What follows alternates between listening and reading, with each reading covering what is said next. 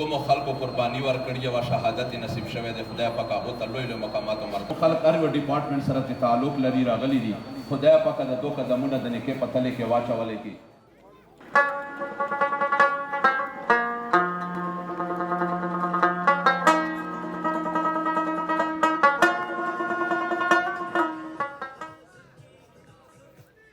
अस्सलाम वालेकुम, मेरा नाम ज़ारा नूर है, असिस्टेंट कमिश्नर लोअर औरंगज़ई। आज यहाँ पे हमने अपना 77वां कौमी आज़ादी का दिन बड़े जोशो खरोश से मनाया है।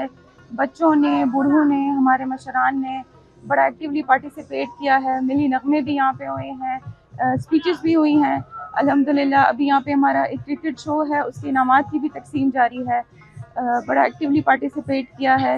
तो पूरी औरंगज़ई की तरफ से पूरे पाकिस्तान को जश्न आज़ादी मुबारक। دلته جرګه حال ته او سرنیباله ټول راغلي وو، سکولو له ماشومان راغلي وو، خپل تقریرونه وکړو.